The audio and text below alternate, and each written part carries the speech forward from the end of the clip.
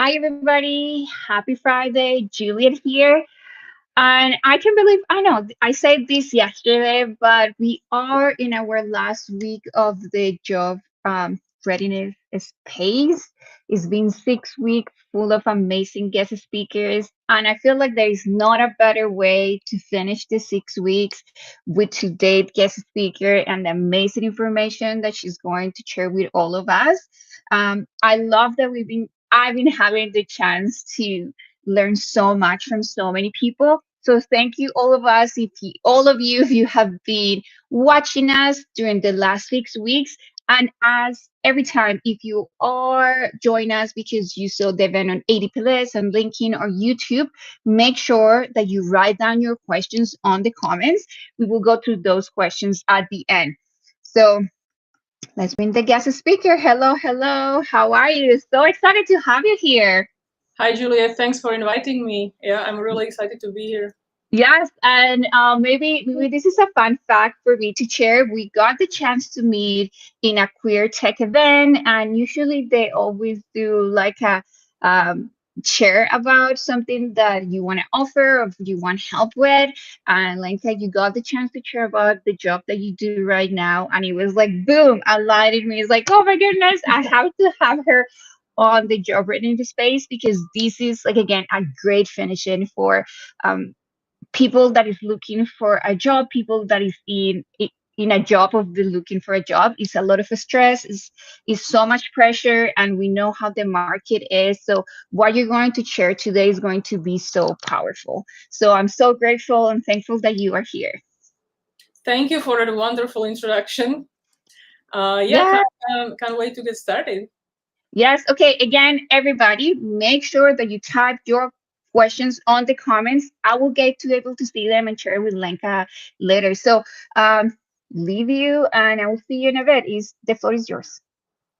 Thank you so much, Juliet. Yeah, so I'm going to talk about today about how to power up your job seeking. So I'm going to talk a little bit about how to discover really your career persona and how do you just turn up as your best self to, interviews. So first of all, I just want to acknowledge that looking for work is really hard, right? We've all been there. And especially this year, we've seen the economy is really fast changing, and the job market with the rise of AI, it's quite uncertain. And on top of that, right, if you really want to communicate your value to potential employers, sometimes you just have to like really dig deep and ask yourself, what is it that I want to do? What is it that I bring in? And of course, anxiety can sometimes prevent you from just showing up as your best self. So I'm going to touch on these points today. But first of all, who am I? A bit of an introduction. So I split my time between two businesses right now. So the first one is Qubiq Interactive. This is my freelance software development business. So I've been in tech for about 17 years. And as a freelancer right now, I do research and education applications, websites, consumer applications, and some graphic and systems design as well. And on my second part of my job, I do counseling for the tech industry. So this is through my private counseling practice called Treerock Therapy. And what I do is two things. I do career counseling for people in tech, and I also help people with burnout, stress, depression, anxiety, that sort of stuff. So my first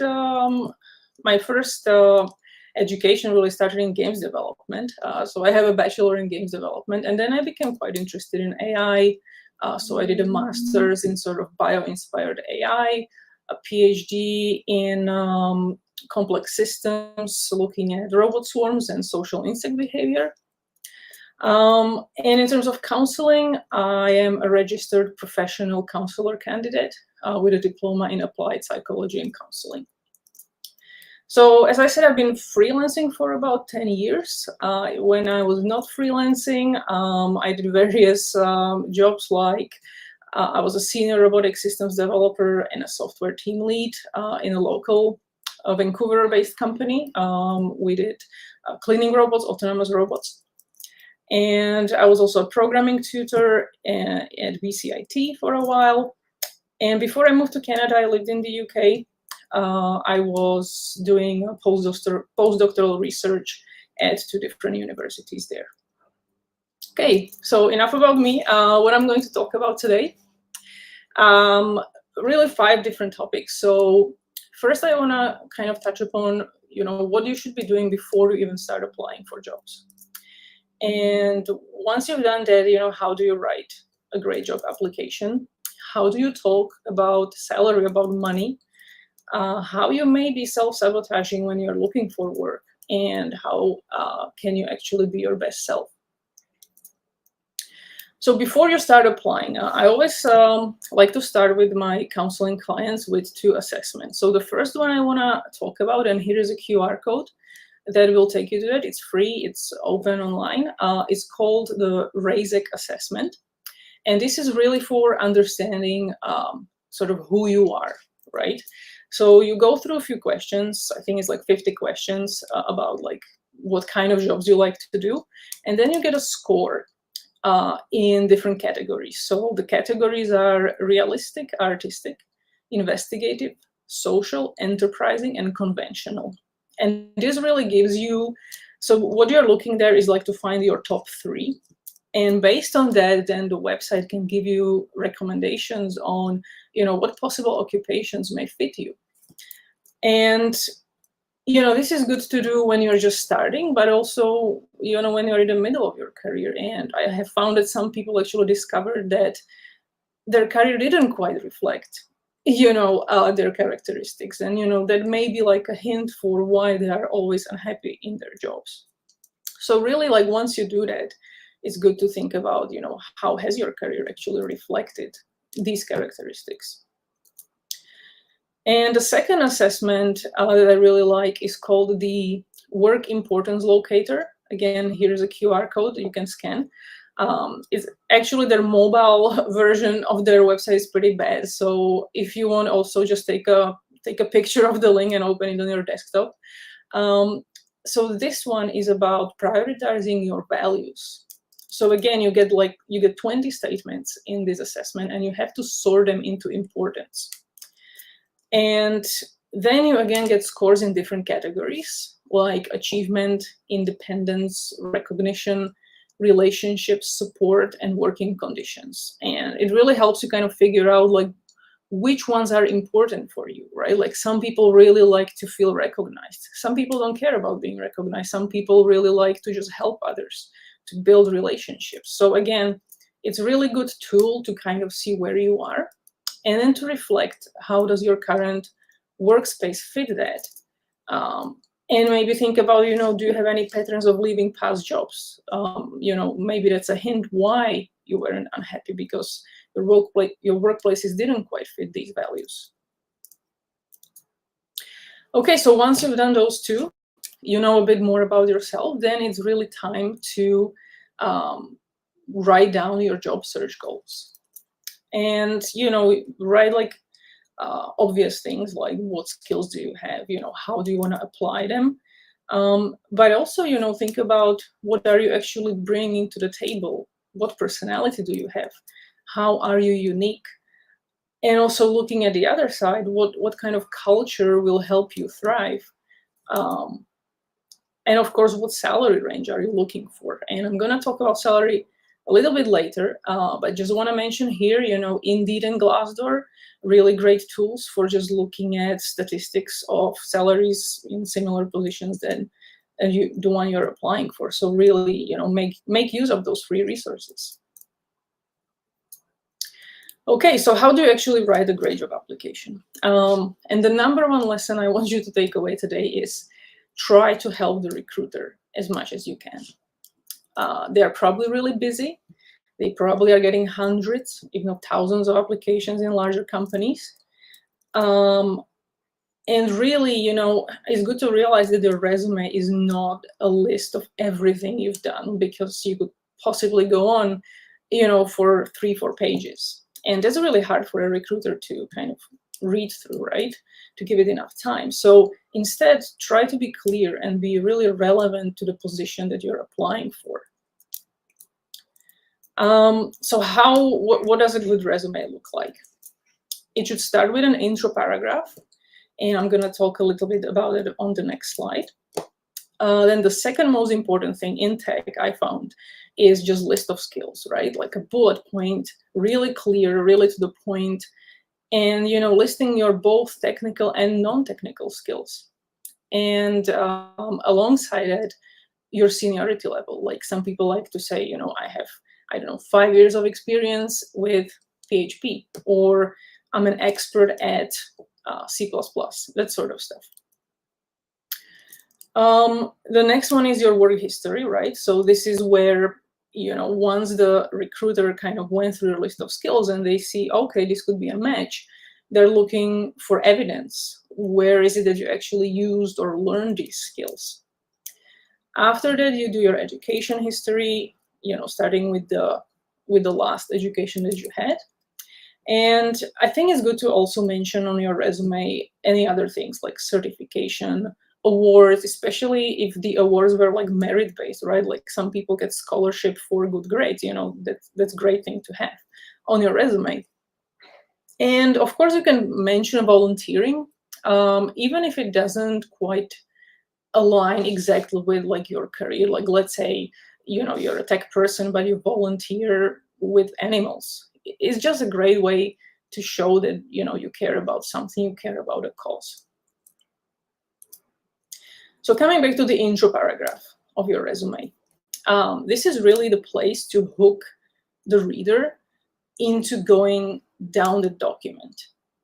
Okay, so what the recruiters do is basically they will probably just skim different resumes to see like which one should I pay more attention to. So really use the intro paragraph to hook them. And go back to the RAISEC and work importance locator. Use that really as your guide to talk about yourself. Talk about who you are. One sentence, right? Like, for example, I'm a junior full stack engineer with experience in games development. Really concise. What is your employee personality, right? Talking about the work importance locator, for example. I value teamwork and mentoring junior colleagues. And finally, what are you looking for, right? Like, can they actually match their company to you in terms of values? You could say something like, I thrive the most in environments where creativity is valued. Again, concise, but you are really stating who you are in that. So yeah, as I said, try to intrigue the reader, but keep it short. 5 lines or like 4 sentences maximum. So the second part of a job application is a cover letter. And again, there are some good and bad ways of doing a cover letter. I often find it, especially junior people, find it really hard to write cover letters. And I was there myself. Like I used to stare at the blank page and kind of think like, what can I possibly write in a cover letter that's not already in my resume, right? I think a really good way to think about your cover letter is that it's a space to share what excites you about the opportunity and who you are. Again, talking about the RAISEC and the work importance locator. So in the first paragraph, just expand a little bit on your resume intro. Again, be relevant. Just tell us who you are, what you value in one paragraph. In the second paragraph is really good to comment on the required skills from the job advert. So literally go through the job advert. Usually they will list skills like point by point, what they're looking for, and address each of them so that the person who is reading this can really match, your application to who they are looking for.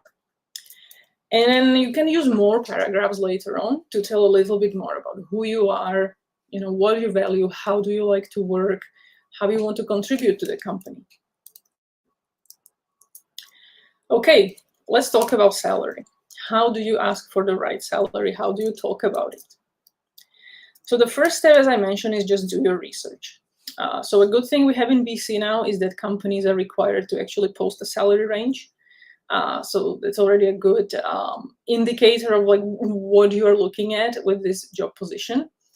But really, it's about more than that. It's about determining your own value and knowing what you bring. And again, I'm going to go back to mentioning RAISEC and the work importance locator. If you know yourself, you can communicate that value. So once you've done that, it's good to pick a range that you're comfortable with, right? So that's based on the research of, how much people with similar skills, similar seniority level are earning. Pick a narrow range that you kind of have some wiggle room, but there really should be a number that you're not going to go below, just based on your needs. And then practice asking it, right? So practice with a friend, practice in front of the mirror. It's not just about being confident about the salary, right, the number, but also just being confident, like talking about it. And this really, you can get way better with just practicing. Okay, so because I do counseling, I also want to talk a little bit about how you may be self-sabotaging. And I find this is quite an important topic. So what are the kind of showstoppers when it comes to job seeking?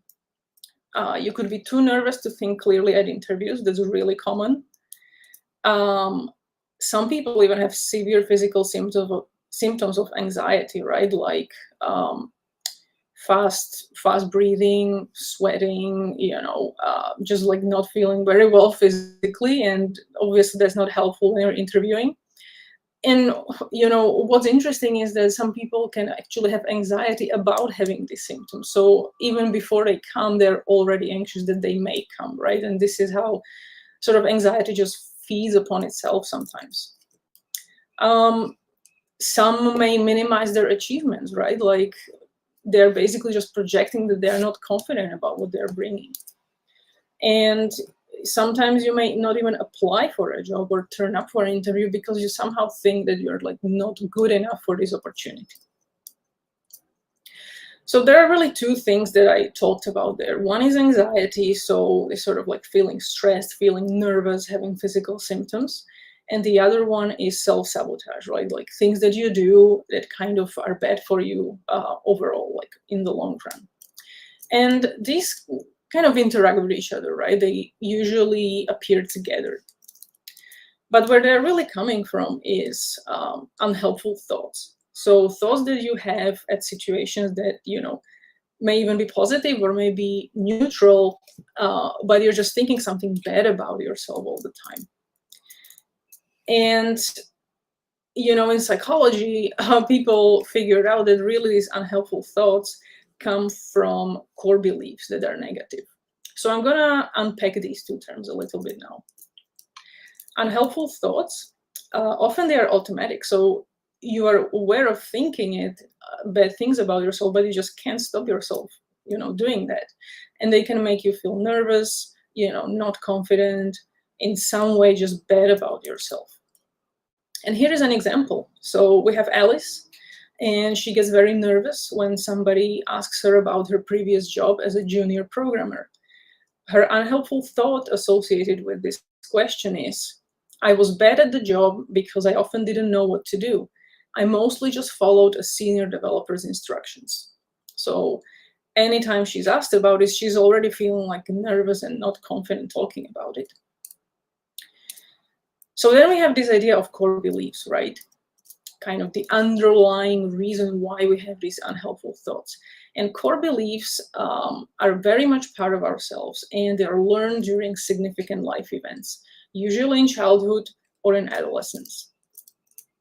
And sometimes we are not even aware of having them, so they're kind of on the edge of unconscious almost.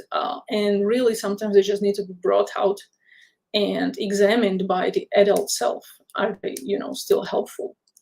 So just to go back to our example of Alice, so she's telling herself that she was bad at the job, she often didn't know what to do, mostly just followed senior developers' instructions. And she actually finds that her core belief is, I have to be perfect at what I do. Otherwise, it doesn't count as an achievement. So you can see how believing that would actually lead her to be not confident at job interviews, right? So Alice's, plan of action could be really working on this core belief and challenging it. Okay, so how can you actually be your best self at interviews? So the first thing you can do is just really prepare for the expected, right? There will be some questions that will come out of your resume from your cover letter that are kind of like logical follow-ups, right? Like they may ask you about your previous jobs, how you've used your skills, that sort of stuff. So it's good to like write down potential answers to those questions. And really, don't try to just like just try to write like notes, like bullet points. Don't try to write the whole answers and remember them, because that will just stress you out even more. And when you're writing these notes, again, go back to the RAISEC, to the work importance locator, and really try to highlight your value. Like, how did you contribute in the previous positions that you had? And then, of course, practice these with a friend in front of a mirror. Again, just practice makes perfect. Just get used to talking about it over and over until it becomes like really natural for you. But then there is the other thing, right? Like preparing for the unexpected. So you may be asked like a weird question, or asked to do something doesn't quite align with your boundaries. Like typical question is, how many hours are you prepared to work, or are you prepared to work weekends, or things that are kind of like getting out of your comfort zone maybe. And rather than trying to prepare for sort of everything, especially if it's unexpected, you can kind of prepare yourself just mentally by being more grounded in yourself. So coming back to like when I was talking about self-sabotage and anxiety, think about previous experiences, previous job interviews. What happened maybe that made you feel nervous or anxious? What were you asked? What was the situation? And then think about, what did you actually tell yourself at that point? What unhelpful thoughts were you having? And once you've done that, like write it down, the unhelpful thoughts. It's already quite good to do that. Like some clients find it just really helpful to do that and to just realize they're having them. But you can go further and really start thinking about, what do you actually believe about yourself or about the world? What are your core beliefs, right, that lead you to think these things? And challenge it. Is it helpful? Is it fair? Is it true? How did you actually learn it, and is it still useful for you today? The second kind of thing you can do, speaking about grounding yourself, is learning how to calm your body to calm your mind. So there is a great body of research about the link between body and the mind, right? When we're anxious, we tense, but also when we learn to stop tensing, to relax, we become naturally less anxious. So that's really interesting and really useful. So you can do various things like progressive muscle relaxation, where you kind of go through your body and you relax different muscle groups one by one. You can do mindfulness meditation, slow breathing. There are so many resources these days on the internet that are free, and you can just like follow YouTube videos or read articles about it. And really the idea there is that you would train these at home anytime you have, some available free time. So you become good at them, right? And then you just use them before or during interviews. And really finally, just learn how to value yourself. So this is an important one. So others will unconsciously react to your negative self-beliefs. Before we learn to speak, we spoke to each other with body language, right? Just like animals do. And we still have body language, and we still pick up on that with other people. So if you are thinking, if you're slouching, if you're like tense, other people can pick up on that, even if nothing is sort of said about it.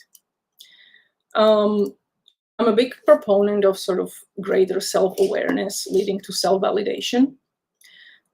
So really getting to know yourself, and through that, just learning what do you value about yourself. And really don't be afraid to state who you are. Once you know yourself, it's great to have self-awareness, but also, knowing how to present that to others. It's a skill by itself, right? And it starts with just not being afraid to be there in the present.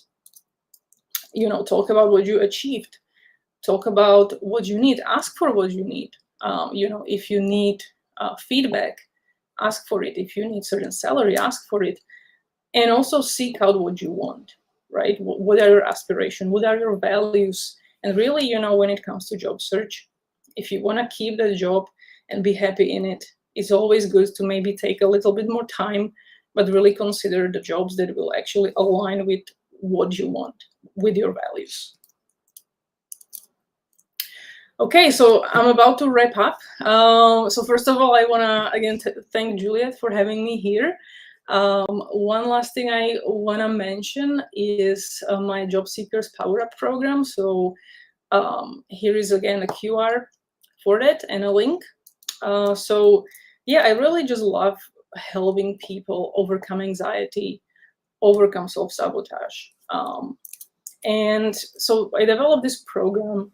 It's a mix of self-paced materials and 2 counseling sessions. So you will have, things like worksheets and guided application writing, that sort of stuff to like help you figure out all these things, like your goals, your values. And then also we'll meet twice for career counseling sessions. So what I usually do is look at people's resume. We talk about, how to write, how to do a good cover letter, and also do like interviews, like interview practice, right? Either, technical or non-technical, exploring anxiety, training how to talk about salary, that sort of stuff. And of course, I'm a counselor, so, happy to do any follow-up counseling, or, if you want to talk about any of these things, you can also just give me a call. Actually, on the program page, there is a booking form for just a free intro call. So yeah, more than happy to just kind of learn where you are with your career and, see if I can help in any way. Okay, so thank you very much for listening and for having me here. If you would like, here is my LinkedIn. So please, let's connect. And yeah, I think now is the time for questions. Yes, love it. Thank you so much. This is so good. I feel like when we think so much about like applying for a job, and again, the job readiness space is like your resume, your portfolio, how to network, and then we keep forgetting about us as a human and as a person, and how important is to prepare yourself as like who you are. And again, for me, this is so powerful because this is not something that you can just use for your job search, but pretty much in any space. And a lot of comes into that self-sabotage and those negative thoughts that honestly, since you were a kid and you grow up, no one tells you about it. Yeah, and they exist with you and you bring them everywhere. And then you come into interviews. And again, if you're thinking about looking for a job, and we talk to a lot of people, it's been taking in 6 a year to land a job. And that puts a lot of pressure, yes, into like, why is people, no one paying attention to me? What people is ghosting me? No one, I go to interviews and no one come give me a call back. So there is a lot of pressure, and then those thoughts keeps coming up. So yes, it's time for questions. So all of you that are watching us right now, make sure that you type them. I do have questions, so I will start and give a space people for some questions. But okay, I don't know where to start because I have so many. Okay. Uh, why, like, I want to know a little more of like, why do you move into from development, even though that this is something that you're still doing, but why did you become a counselor? Why did it interest you? Yeah, it was really because, I was one of the people who was going through these things, first of all. And, I feel like I've learned a lot about counseling just, by being there myself. But also, I've just met so many colleagues and so many friends, and I really, find it like somehow sad that people who are so brilliant at their job, so intelligent, so much talent, they're just kind of tripping themselves up, by being anxious, by just having these kind of self-doubt and that sort of stuff. And I don't know, it really is fulfilling for me to help people with that. I love that. It's like you can see that people is so good. It's like, yeah, sometimes you have one-on-one with people. It's like, you are amazing. You're so smart. Like, and it's like when where is people like not getting to the other side of getting a job or doing a good interview? And something that we were talking yesterday with Daniela in from her view as a recruiter is like, people come to interviews and it's like they're so nervous that they Yeah. cannot talk, that they look like they're somewhere else and they don't care about the interview. But as we know, getting an interview is not easy, and to get to that process, so to forget about who you are in an interview is heartbreaking. Yes, because again, that that person is really good. So I want to talk a little more about those thoughts, and like, what are common thoughts or self-sabotaging or negative thoughts that you think that people is having? And I want to mention this because sometimes we think that it's okay to have those thoughts. Mm. Everybody like, oh, it's only me.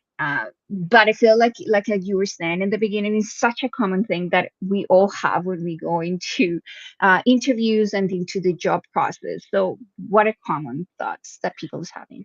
Yeah, I think what I've seen, especially when I was interviewing more junior people myself, where just this minimizing idea, right? That I have your resume here, and I want to ask you, and I really want you to tell me, the highlights. I really want to learn more about you, and people will just kind of just like glance over it, or just mention really small like things. So like that's one big thing, right? That's why I said it's really important to kind of prepare for those questions and like really think about what you wanna talk about, what is important for you to talk about. So that's like minimizing your achievement, right? Another one is just typical, being almost like frozen by anxiety. It's just you have like so many bad thoughts about, I'm gonna do this, I'm gonna say this stupid thing, they don't like me, whatever. And then, it really affects your brain, right? It really affects your ability to think. And then when you're asked a technical question, that's a problem, right? Because you need to be at your best, you need to be focused. So really just this anxiety about like how am I thinking about myself? I think that's like the second biggest one. And again, and I put this example many times because I know that a lot of people that I talk with and a lot of people that are part of Cherry on Tech space, they're switching careers. Yeah. So they're coming from a different space into tech, and that minimizing is a Yeah. big one. Is like, oh, me, as put up my example as a UX designer, I only have X years of experience. Yes. And then I put all my thoughts, and it's like, I just have this little experience as a UX designer, and then I forget who I am as a person a whole. Yes, like, yes, I'm just a UX designer for X years, but then I have X years of experience in another space. For me, in retail, can you tell us like an example of how possibly, yeah, like changing those thoughts into like, I have again 20 years of experience in another space, how amazing I am? Is this like, do you tell people that? Is like, because that's what happened at the end of the day when you start talking to them, is like they tell you the whole history of their lives, and then Yeah. you're like, oh my goodness, how you minimize your life into just such a small part. Yes. Yeah, that's a really good point. And that's why when I was talking about the skills section, I said mention your technical and non-technical skills. Because it's not like, when you're coming from another career that you just came out of university, right? And you're like in your early 20s and you haven't really worked yet. There are skills that are absolutely transferable, like working with people, management skills, time management, I don't know, organization, all really important in tech as well as in other industries, right? And I think it really, again, comes down to just knowing those, right? Like really focusing those. I think sometimes it's like unhelpful for the person who is recruiting you or interviewing you to kind of have to learn your whole life story. Like, they probably don't have time, and they probably are not that interesting, like, let's face it, but they do want to know, was your experience as related to this job? So again, really just brainstorm, right? Like, at the beginning, just write everything down. You can have 2 pages of like keywords and various skills that you've picked up, and then really think about, okay, which one seems like it's going to be relevant to this job, and how can I actually merge it, how can I bridge it, into this job, how can I talk about it. And I think, for example, your cover letter is a great place to do that, right? Because it may not be immediately obvious from your resume, how you managed, people in a retail store, and how great you are at managing your own time. But of course, that's important if you're applying for a technical job. Does I that feel like answer it? yeah, and I feel like this come to a lot of the topics that we have talked to different guest speakers, and is like, are you doing your research? Are you just like showing up to an interview without knowing exactly what they're looking for and how you match those skills? Because again, I feel like a lot of people that come into like different spaces and want, like, I want to tell you how amazing I am, and they're just started sharing, like, when they are asked, like, tell me about you, they go into like forever about me, because I want to tell you everything. But I feel like it's really important to be intentional when you are talking about yourself, and when to answer a specific question in a specific way. And I love that every time that you were mentioning something is like, you need to practice. Yes, Yeah. this doesn't come with like, oh, I'm so good at like talking about myself. No, this come about practicing. And we have some questions here. um, okay, let's see. I want to just mention a comment from Stacy. The preparation of mental strength for an interview is so important. So thank you so much for pointing this out. I feel like people, again, when we talk about your readiness, we do not talk about the mental strength that it comes into place for this. Uh, Sometimes we minimize, again, like the stress and so much energy that comes into looking for a job, that it feels like you just have to push it in and don't care about that. And maybe now making this into a question is like, why people don't pay attention to this part? Do you think that is not like a, a knowledge that people should have? Is not like a, like, how you say that? Yeah, I feel like we just think about a job ready, like job application, as apply for a job, do networking, and they forget about the mental strength. How do we make more visible this? Yeah, that's a good question. I feel like mental health, it's been a long journey, and we are only now, let's say after the pandemic, starting to realize how really important it is. Like, individual people may have realized it, but it's not like embedded in our culture maybe yet. Mhm. Especially, at universities where they train you, they train you for skills, right? Um, and they basically train you how to look for jobs in terms of like matching your skills to them. But of course, when you go through like a lot of interviews, you start realizing that actually it's not just about it. It's a lot about, how do I present myself. And I think I myself didn't realize it before I started interviewing people. Before, I just saw like a spectrum of like behaviors at interviews. And, being on the recruiter side, who were the people that I connected with? They were the people who were easy to talk to, who seemed confident. I didn't have to work so hard just to like get a sentence out of them. So yeah, maybe, I don't know.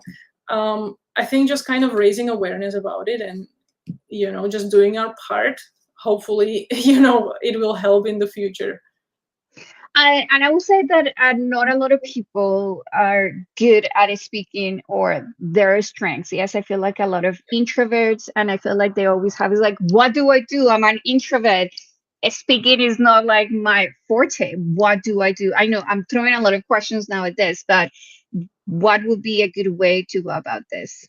Yeah, Or another one, sorry, I'm going to throw something here too, is like, English is not my first language. Yeah, it's like, what do I do with this? yeah. Um, again, practice with a native English speaker if you can. Don't be, just leave your ego behind for a while. Let people tell you, your English is not good, and this is where it's not good, and this is how you can improve, right? Like, I'm not a native speaker myself, and I'm an introvert myself. And when I was doing my PhD, I suddenly had to go and present my work at conferences, and it was super hard for me, mentally, physically, talking about all these anxiety symptoms. I had them all. um, and it is really just practice. And one more thing I would say about the introverts is, again, I think it's like a cultural thing. We say, you're either introverted or extroverted. If you're introverted, you're supposed to feel anxious. You're supposed to feel bad about yourself. You're supposed to want to be isolated. But I don't think that's true. You can have great speaker presence, or, talking to strangers about your skills, and be introverted. It's not like a bad thing to be introverted, right? But just figure out what skills you are missing, if it's English, if it's public speaking, and just practice them, because it is a skill that you can learn literally. Watch YouTube videos, right? Yes, That sort of definitely. stuff. And again, I mean, you see me doing these kind of talks, or how we met, like doing an in-person event and me talking about stuff. I'm not good at it. I just throw myself and I practice, and I feel I know what is my limit, or I know when it's like, okay, I cannot take this anymore. Let me go outside. I don't want to see people for a second. Let me go to the bathroom Yeah, for 2 minutes and come back. I feel like it's for us to realize this thing, and that is okay. Yes, it's not like, oh, I have to be on all the time and I have to be smiling and going and talking to people. And I think for me, I'm trying to realize that when I go in person, it's like, okay, I feel like I just have capacity today to talk to 3, 4 people. Or in my case, I knew that I wanted to talk to 3 people in that space, in that event, and then I'm good to go. Um, yeah, like I feel like figuring these things for yourself is okay, but this takes retrospective and a lot of, okay, what is going to my mind right now? What I'm feeling in my body. Oh, we have some aliens coming in, but it's like how I'm feeling and being aware of those. I'm going to go to Sarah's question, and is another question that comes up is, with all the energy going into job search, how do we keep going? Any notions of techniques to learn? Yes, it takes a lot of work. yeah. I would say pace yourself and manage your expectations. Can you hear the noise in my? Yes, Yeah, my those are neighbors the aliens started that I was to. talking about. Okay, Oh, good. yeah, that's amazing. Yeah, like really learn how to pace yourself. What you just said, right? Like, at what point are you so tired that you're just not doing any great work, and like allow yourself to rest, and really just try to figure out, like, startups have this idea of a runway, right? Like, what is the amount of time that we have before we run out of money?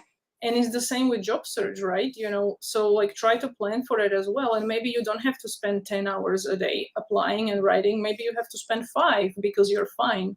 Maybe instead you can invest your energy into feeling better and working on those interview skills, instead of just like applying, because that also gets like really tiring, right? So yeah, just check with yourself.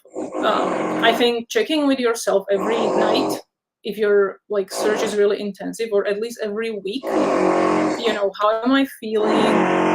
What worked? What didn't work this week? How can I do better next week? That sort of stuff. Like, keep evaluating it. Having a support system, I feel like this is really important too. Is, I mean, in your case, having someone that guides you, like you, Lenka, through the process, I feel like this could be like a great way to check in with you. It's like, oh my goodness, this is how I'm feeling. Or again, family, friends, it would be a good one. But again, a lot of retrospective into coming into this is really important, because again, it's a lot of energy that you're putting in. There is 2 questions that are kind of into the same road. Um, okay, I'm going to show what Sarah here, because I feel like this is oh, hold on, Sarah. I feel like I have different questions from you. Hold on, let me put this one first. Oh, yes, I'm on the different side of the spectrum. I have nearly a decade of experience in data analytics, but now I'm moving into a new country and I have found a new job and I'm struggling. And my limited belief relate to not being good enough with all the experience that I have. And again, yes, I'm an immigrant myself. I mean, yes, so many of us are if we're in Canada, and this is such a feeling that we all have, and it's okay. I feel like when I talk to a lot of people, it's like, yes, it's okay for you to feel it. It takes a lot of energy to go to a new country. It takes so much energy into a new cultural space, like what I'm here, like people ask you, oh, which university you went, no one knows where you went, no one knows to the uh, companies that you work, like all of that story looks like it disappears. So what is a good uh, comment for Sarah? Yeah, first of all, I want to acknowledge that I've never met a person who didn't tell me that they didn't feel good about their past experience. There is always something, you can be missing or could have been better or whatever, right? Your life was not perfect, I'm going to assume. And I think what really helps when we have these unhelpful thoughts is just a reality check, right?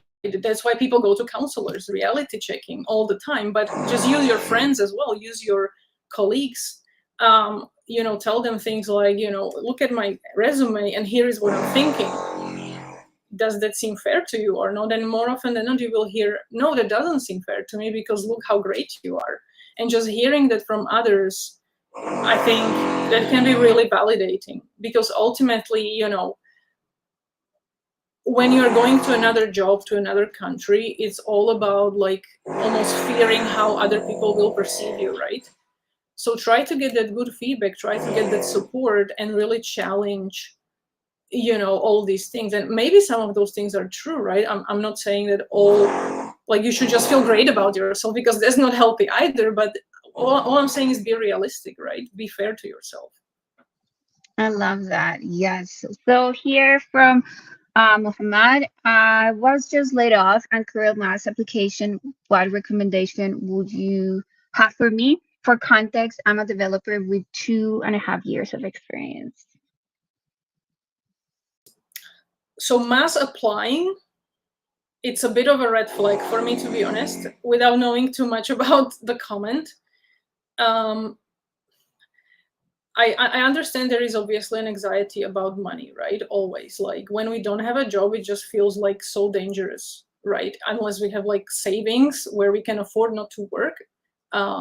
Yeah, so I don't know what the person meant by mass applying, but maybe I would like to challenge that a little bit.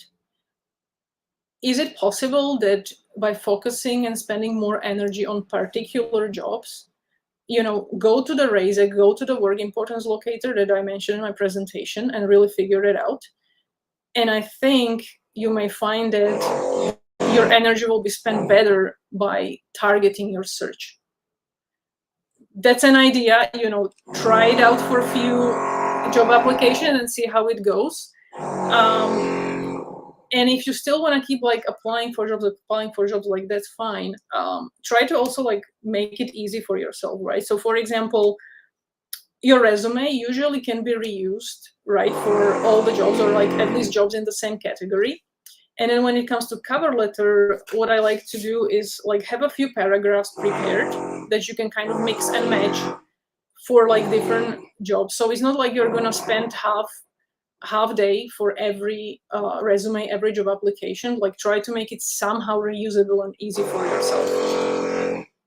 I feel like this is what they're mentioning here is I feel like by mass applying and personalizing my resume and applying, I think so is like instead of having one resume and applying for 1,000 jobs with the same one, is personalizing a little more. And yeah, I feel like you just mentioned and you just answered this question here too. And again, we're coming into the space of like there are not that many jobs, there is a lot of laid off, and I'm new into the market. What do I do? And I feel like it's always a combination. But I think coming to the beginning and where you were just saying, knowing your values, knowing the things that you want is going to help you a lot to intentionally apply for the jobs that you really like and put a little more energy on those. And something that he was mentioning yesterday too is, oh no, I forgot my thought. Oh my goodness, this is insane. Like I had a thought a second and it went away in a second. Um, oh my goodness, I don't know what I wanted to say. Yeah, I don't know. So sorry. Can I just maybe mention one thing? Well, maybe Yes, it will come go back to your for head. it. Yeah. Yeah, so like I find in this job market, right, where literally people are getting hundreds of resumes for every job, a bit of a personalized touch, I think, can go a long way. So go for networking events. Vancouver has actually quite a good tech community, for in-person events. All sorts of stuff is happening. So just like go online and search for those and really turn up and talk to people. And then also LinkedIn, I think is a great tool. Like try to connect with people on LinkedIn. If you're interested in a particular company, look up that company, look up the people, try to have a conversation with them if you can. And, at least it shows that you care, right? That you didn't just press that button, just like all the other 100 people. Like it really shows initiative. I remember, yes, it's like, I mean, if you've been trying something for, I don't know, 2, 3 months and nothing is going on, maybe you should trying to change what you've been doing and try a different technique, because it's not working. Yeah, we cannot look for a different result if we're trying the same steps over and over and over. um, I feel like I don't see any more questions, but I would love to if you can share maybe some like success stories from your clients or something that have happened that make you really happy. That would be good. Oh, you're in mute, but maybe is the your neighbors. But yes. Yeah, I'm just thinking. Yeah, I think, okay, so there was a case where, talking about self-sabotage and like minimizing your skills, and this was a person who was actually coming from another country. So the English wasn't that great either. It was okay, but it wasn't like, fluent native speaking. Um, and the person was kind of very apprehensive about their skills because they've done like a lot of different jobs. They didn't have like a clear career path, just how we were talking about, coming from maybe different careers. And they wanted to do a particular skilled job. Like, I don't remember what it was. Let's say it was like Python programmer or something like that. And when we were talking, it turns out like they've done a lot of Python programming in different jobs, but it wasn't actually on their resume. And I'm like, okay, like you want to do this job, but you're not really helping the recruiter to see that, right? Why is that? And it turns out, we did like a session on anxiety and, self-valuing. And it turns out like the person didn't really value that skill. Like they had a lot of thoughts about like how they were bad at their job, even though, coming from like a senior developer perspective, when I heard about the experience, I was like, that's great, you showed initiative, this and that. So really like working through that, the next resume that they wrote was great. Same person, same skills. The only thing was the difference of the point of view about themselves. And I think, I love seeing, things like this. I love it. Yes, I feel like, yeah, it somewhere in the line we just keep forgetting about who we are and how good and amazing, like all the experience that we've been having in the past have teach us where we are today. uh so yes, that's for me super interesting when I talk to people and they tell me who they are, and then they show me either their portfolio or they're going to like a case study, and or how they present themselves is like, you just told me all these like 10,000 things that you have done, and but then when you come to your resume or presenting your work, it's like you forget about all of this. So it's really interesting to come into someone and just talk about these things, to just like an eye opening is really good. Okay, world of let, they follow us here, they always love to come. So here a question: So, how is getting a job different from getting a contract on Upwork? It's very different, I would say. Um, and okay, Upwork, I kind of have my personal opinions on. I don't like it. I think people there are underpaid massively. So that's really it, right? Like for a freelancer, unless you have your niche and you have your network, talking about networking, it's really difficult sometimes to communicate your value, because we are a global economy now, and you're literally, if you live in Vancouver, you have a certain expenses, right, which maybe people in different countries don't have. And so that's like really hard, if you're competing on something like Upwork. Many times the conversation becomes like purely about money, is not about value, right? Whereas I feel like when you're applying for jobs, there really is, if it's in the same country, obviously. So like we all know what expenses are in Vancouver and what the salary range should be, right? I feel like the conversation can be more about like value, like what you bring, rather than just, can you pay me as little as you like want to, right? So I think like that's one of the big differences. But then when it comes to just presenting yourself, like your experience, your portfolio, those are very similar, I would say. So as a freelancer, like I've done a lot of work on that.